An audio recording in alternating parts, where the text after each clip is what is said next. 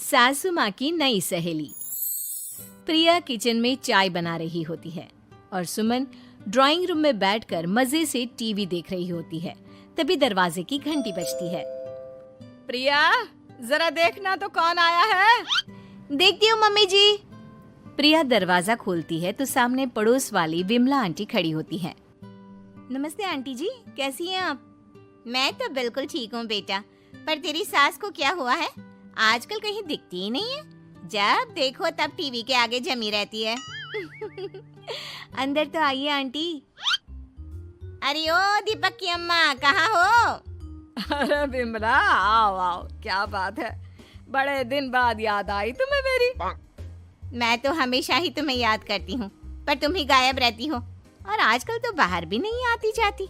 तबीयत तो ठीक है ना तुम्हारी? अरे तबीयत को क्या होना है, इस उम्र में तो कुछ ना कुछ लगा ही रहता है। मेरी छोड़ो, तुम ये बताओ कि क्या चल रहा है गली मोहल्ले में। तुम गली मोहल्ले की छोड़ो, चल तो तुम्हारे पड़ोस में रहा है। तुम्हारी नई सहेली आई है। मेरी कौन सी नई सहेली? मैं तो यहाँ बस तुमसे बातचीत कर लेती हूँ या फिर बाजू वाली शर्मा की बहू से दो चार बातें कर लेती हूँ। इसीलिए तो कहा कि तेरी नई सहेली आई है।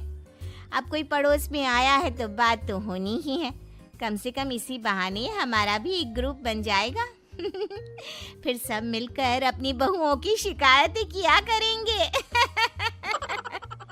दोनों हंसने लगते हैं। तभी प्रिया चाय लेकर आती है और सामने टेबल पर रख देती है। दोनों चाय पीती हैं और बातें करते हैं। चलो मैं चलती हूँ, अब कल मिलते हैं। राम राम। अगले दिन प्रिया किचन में कुछ काम कर रही होती है और सुमन आराम से सोफे पर बैठकर मटर छिल रही होती है। तभी डोरबेल बजती है। प्रिया दरवाजा खोलती है तो सामने उनकी नई पड़ोसन खड़ी होती है। जी, आप कौन? मैंने पहचाना नहीं। नमस्ते बेटा, मैं शारदा, आपके बगल वाले घर में अभी 2-4 दिन पहले ही शिफ्ट हुए हैं। ओह अच्छा अच्छा अच्छा, नमस्ते आंटी, अंदर आइए ना आप। देखिए तो मम्मी जी, आज कौन आया है। इतना कहकर प्रिया किचन में चाय बनाने चली जाती है। नई पड़ोसन को घर पे देखकर सुमन थोड़ा हैरान हो जाती है। नमस्ते बहन जी, मैं शारदा, आपकी नई पड़ोसन। अच्छा अच्छा, आप हैं हमारी नई पड़ोसन। आइए आइए, और बताइए कैसी हैं आप? जी बिल्कुल ठीक हूँ। वो दरअसल घर पर छोटी सी पूजा रखवाई थी, बस उसी का प्रसाद देने चली आई। सोचा इसी बहाने नए पड़ोसियों से भी मुलाकात हो जाएगी। ये तो बहुत अच्छा सोचा आपने। सुमन प्रिया को आवाज लगाती है। अरे ओ बहू, जरा चाय पानी का तो आके पूछ लो। ये आजकल की बहुएं भी ना, जब तक बोलो नहीं तब तक कुछ नहीं करेंगी। आई मम्मी जी। प्रिया चाय लेकर आती है। दोनों बैठकर चाय पीती हैं और खूब सारी बातें करती हैं। अच्छा बहन जी, अब मैं चलती हूँ, फिर मिलते हैं। अब तो आना जाना लगा ही रहेगा। शारदा के जाने के बाद प्रिया किचन से बाहर आती है। क्या बात है मम्मी जी, आप दोनों को देखकर तो लगा ही नहीं कि पहली बार मिल रही हो। आप दोनों तो बिल्कुल बिछड़ी हुई सहेलियों की तरह बातें कर रही थी। अरे जब दो औरतें मिल जाती है ना, तो बातें अपने आप ही निकल आती है। अब तू अपने काम पर ध्यान दे, बातों पे नहीं। ऐसे ही कुछ दिन बीत जाते हैं। अब सुमन और शारदा अच्छी सहेलियां बन गई होती हैं। दोनों एक साथ मंदिर जाती, मार्केट जाती और कभी कभी तो विमला भी इनके साथ मिलकर खूब हंसी ठिठोली करती। एक शाम तीनों बैठकर सुमन के घर पर चाय पी रही होती हैं कि तभी बहुत तेज बारिश शुरू हो जाती है। सुमन जोर से प्रिया को आवाज लगाती है।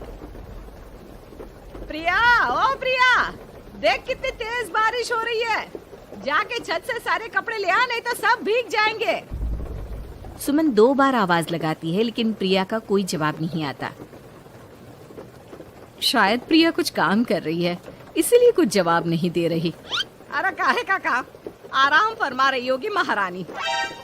तभी प्रिया बीमार हालत में अपने कमरे से बाहर निकलती है। हाँ मम्मी जी, क्या हुआ? मेरी तबीयत थोड़ी ठीक नहीं है ना, इसलिए आग लग गई। अरे सारे कपड़े भीग गए और तुझे सोने से फुर्सत नहीं है। सबके सामने सुमन के मुंह से ऐसी बातें सुनकर प्रिया उदास हो जाती है और छत से कपड़े उतारने चली जाती है। सुमन, ये क्या बात हुई? प्रिया ने बताया ना कि उसकी तबीयत ठीक नहीं, इसलिए उसकी आंख लग गई। तुम भी ना खामखा उसे सबके सामने सुना दिया। अरे आप नहीं जानती शारदा जी, कुछ बहुएं ना बहुत आलसी होती है, घर का एक काम नहीं करना चाहती। ऐसा नहीं है सुमन, तुम्हारी बहू तो बहुत प्यारी है, तुम्हारी सारी बात भी तो मानती है। हाँ सुमन, तुम प्रिया के बारे में ऐसा क्यों सोचती हो? मेरी भी दो बहुएं हैं, लेकिन मैं उन्हें अपनी बेटियों की तरह रखती हूँ। आखिर वो भी तो किसी की बेटियां ही है ना। और अगर तुम ऐसा ही व्यवहार करोगी तो एक दिन प्रिया भी तुम्हारे साथ ऐसा ही बर्ताव करेगी। शारदा और विमला की बातें सुनकर सुमन की तो बोलती बंद हो जाती है। वहीं प्रिया भी बाहर से सारी बातें सुन रही होती है। अरे मैं कोई उसकी दुश्मन थोड़ी ना हूँ, मैं भी उसकी माँ हूँ, लेकिन कभी कभी सास बनना पड़ता है, नहीं तो बहुएं हाथ से निकल जाती है। देखो सुमन, ये सब सोच का फर्क है। अगर तुम ये सोचोगी तो कभी प्रिया को अपनी बेटी नहीं बना पाओगी। इतना कहकर शारदा और विमला वहां से चली जाती हैं और सुमन अकेले बैठकर उनकी बातें सोचने लगती है। अगले दिन प्रिया और दीपक अपने कमरे में बैठकर बात कर रहे होते हैं और सुमन उनके कमरे के बाहर कुछ काम कर रही होती है और उन दोनों की बातें सुन लेती है। दीपक, तुम्हें पता है हमारे पड़ोस में जो शारदा आंटी है ना, बहुत अच्छी हैं। अच्छा, ऐसा क्या हो गया जो तुम्हें वो इतनी अच्छी लगने लग गई? कुछ खास नहीं, बस कल जब मम्मी जी मुझे सबके सामने सुना रही थी तो शारदा आंटी ने मेरा साथ दिया। मैं तो सच में हैरान ही रह गई थी जब उन्होंने मम्मी जी को मुझसे ऐसा बर्ताव करने के लिए मना किया। अच्छा, फिर क्या हुआ? होना क्या था, शारदा आंटी तो मम्मी जी को समझा ही रही थी कि बहू को भी बेटी की तरह ही रखना चाहिए, लेकिन मम्मी जी तो मम्मी जी है ना, उन्हें तो मुझ में हमेशा कमी ही दिखती है। काश मुझे भी शारदा आंटी जैसी सास मिली होती जो मुझे भी अपनी बेटी जैसी समझती। सुमन ये सब सुनकर बहुत उदास हो जाती है और वहां से चली जाती है। प्रिया की बातें सुमन के कानों में बार बार गूंज रही थी। उसे बहुत शर्मिंदगी महसूस हो रही थी कि उसने प्रिया के साथ बहुत गलत किया है। अगले दिन सुमन शारदा और विमला को बुलाती है। क्या बात है सुमन, आज तूने ऐसे अचानक क्यों बुलाया? सब ठीक तो है ना? हाँ, सब ठीक है, तुम दोनों बैठो तो सही। तब तक दीपक और उसके पापा भी आ जाते हैं। प्रिया, तुम भी आ जाओ। क्या हुआ मम्मी जी, आपने बुलाया? हाँ प्रिया बेटा, मैं आज सबके सामने तुमसे माफी मांगना चाहती हूँ। मैंने आज तक तुम्हारे साथ बहुत बुरा व्यवहार किया है, लेकिन तुमने कभी भी मेरे साथ बुरा बर्ताव नहीं किया। मुझे अपनी गलती का एहसास हो गया है, हो सके तो मुझे माफ कर देना। प्रिया अपनी सास की बातें सुनकर हैरान हो जाती है। उसकी आंखों में आंसू आ जाते हैं। प्लीज मम्मी जी, आप मुझसे माफी मत मांगिए, मैं भी आपकी बेटी ही हूँ।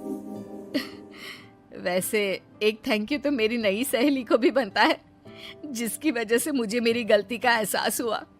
शारदा बहन, आपका बहुत बहुत शुक्रिया जो आपने मेरी आंखें खोल दी। अरे क्या सुमन, तुम भी ना। तो फिर इसी बात पर चाय और पकोड़े हो जाए? हाँ, क्यों नहीं।